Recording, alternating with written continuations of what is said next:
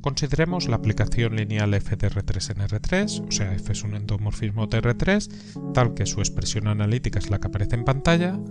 Nos piden que demostremos que f es biyectiva y obtengamos la expresión analítica de f-1. Bueno, nosotros aquí lo que vamos a hacer es obtener la matriz f respecto de la base canónica y a partir de ahí razonaremos que f es biyectiva y podremos obtener también la expresión analítica de f-1. Así que vamos a por la matriz de la base canónica, entonces sea C, la base canónica de R3, ya sabes que es 1, 0, 0, 0, 1, 0, 0, 0, 1 y vamos a obtener MCF, ya sabes que MCF es MCCF. Entonces, lo que vamos a hacer aquí para obtener esta matriz, primer vector de la base C, calculamos su imagen y cuando la tengamos coordenadas respecto a la segunda base que es la base C y eso lo escribiremos en la primera columna y eso lo haremos con todos los vectores de la primera base. Entonces f de 1, 0, 0 sustituimos en la expresión analítica, tenemos que x es 1, y es 0, z es 0, entonces esto sería x que es 1 menos y que es 0 más z que es 0, x que es 1 menos z que es 0, menos 2 por y que es 0, y esto te queda 1, 1, 0. Coordenadas respecto a la base canónica de 1, 1, 0, ya sabes que coinciden con las componentes. Esto es 1, 1, 0 sub c. Y eso es así porque 1, 1, 0 si lo expresas como combinación lineal de la base canónica, pues tienes que es 1 por 1, 0, 0 más 1 por 0, 1, 0 más 0 por 0, 0, 1. Y esto lo escribimos en la primera columna. Ahora, segundo vector de la base canónica, calculamos su imagen, la x vale 0, la y vale 1, la z vale 0, sustituimos en la expresión analítica, tendremos x que es 0, menos y que es 1 más z que es 0, x que es 0 menos z que es 0, y ahora menos 2 por y que es 1. Y esto te queda menos 1, 0, menos 2. Con respecto a la base canónica, pues menos 1, 0, menos 2. Y esto a la segunda columna. Y ahora tercer vector de la base canónica, 0, 0, 1, calculamos su imagen. Ahora tenemos que la x vale 0, la y vale 0, la z vale 1, sustituimos en la expresión analítica, x menos y más z que es 1, x que es 0 menos z que es 1, y menos 2 por y que vale 0. Y esto nos queda 1, menos 1, 0. Coordenadas respecto a la base canónica, 1, menos 1, 0. Y esto lo escribimos en la tercera columna. 1, menos 1 y 0. Vale. Entonces, de aquí pues ya podemos ver que f es biyectiva.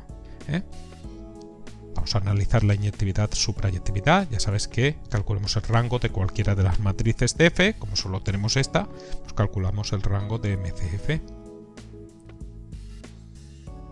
O sea, el rango de la matriz 1, menos 1, 1, 1, 0, menos 1 y 0, menos 2, 0. Entonces, este rango es menor o igual que el mínimo del número de filas, número de columnas, mínimo de 3 y 3, que es 3. Tienes una única submatriz de tamaño 3 por 3, entonces un único menor de orden 3, que es el determinante de la propia matriz. Vamos a calcularlo.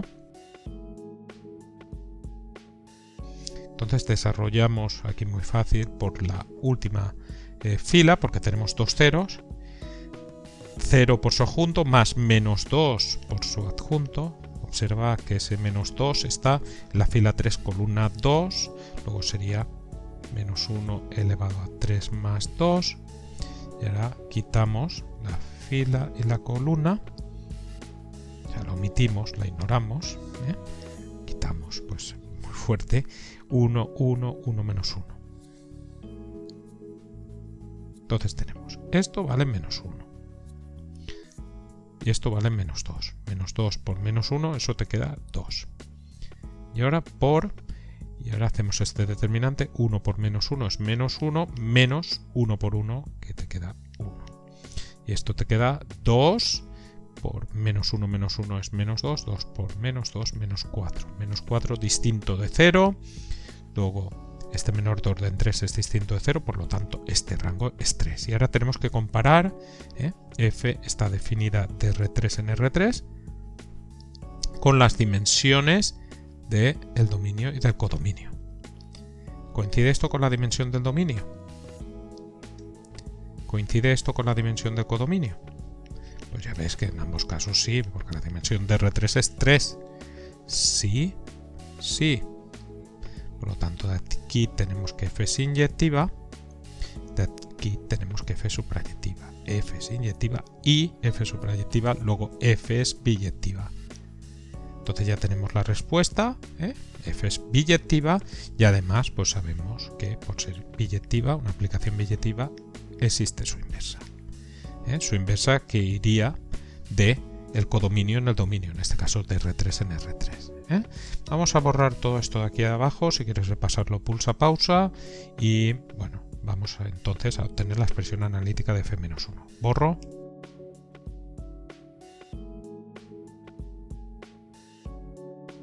f-1 está definido del codominio en el dominio.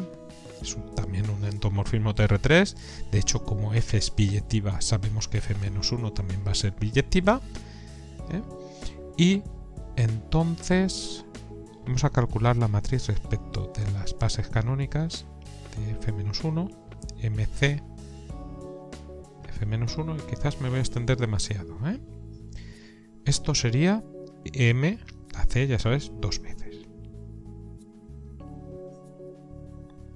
Y ahora hay un resultado que dice que cuando tenemos una aplicación lineal biyectiva, la matriz de la inversa es la inversa de la matriz, cambiando de orden las bases que ponemos ahí. Pero claro, como es la misma, si las cambiamos de orden queda igual. De f y esto a la menos 1. Ojo, esto solo lo puedes saber si ya sabes que existe f-1, o sea, si f es biyectiva. O sea que esto sería la inversa de esa matriz que hemos puesto ahí.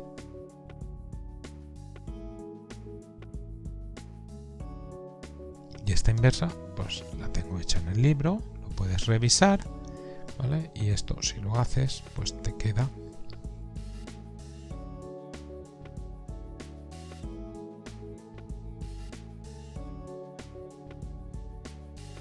entonces ahí tenemos mcf-1, queda esto de aquí. Para ganar espacio no lo voy a poner por aquí. Nos piden la expresión analítica de f-1 y ahora podemos calcular la expresión analítica a partir de esta matriz. La expresión analítica queremos calcular f-1 de x y z. Y este x y z ya sabes que son coordenadas respecto a la base canónica, porque coinciden con las componentes. Entonces, para calcular la imagen, tenemos coordenadas respecto a la base canónica, pues utilizamos mcf-1. Ya sabéis que esto nos van a dar las coordenadas de la imagen respecto de la base canónica también, que coincidirán con las componentes. Hacemos esto por x y z, coordenadas respecto a la base canónica. Esto sustituimos mcf-1.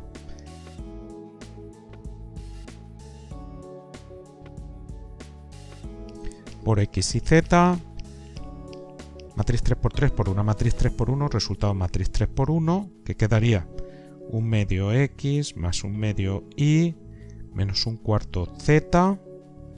Ahora el segundo elemento, segunda fila por primera columna, 0x más 0y más menos 1 medio por z, pues menos 1 medio por z, vamos a ponerlo ahí. Y finalmente el elemento 3,1, tercera fila por primera columna, 1 medio x menos 1 medio y menos 1/4 z. Entonces, estos serían las coordenadas respecto de la base canónica de la imagen. f-1 de x y z es esto que hemos puesto aquí, lo voy a poner porque me gusta resaltarlo, sub c. respecto de la segunda base, la canónica, y ya sé que las coordenadas respecto a la base canónica corresponden con las componentes. Entonces, pues vamos a ponerlo aquí. Todo esto iría hacia ahí. Sí me gusta porque hay ocasiones en las que esto no son coordenadas respecto de la base canónica, respecto a otra base, no coinciden con las componentes y se pone directamente y no me gusta. Así que hay que escribirlo todo, aunque tengas que escribir más para que quede todo clarísimo, ¿eh? Ahora, esto que hemos puesto aquí, coordenadas respecto a la base canónica coinciden con las componentes, pues simplemente copiamos.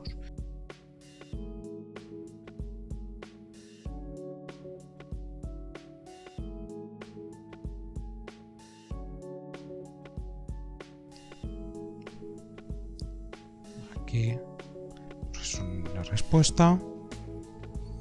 Aquí arriba ya había puesto que f es billetiva, que era la otra cosa que me pedían, y por lo tanto pues esto sería todo lo que me piden en el ejercicio.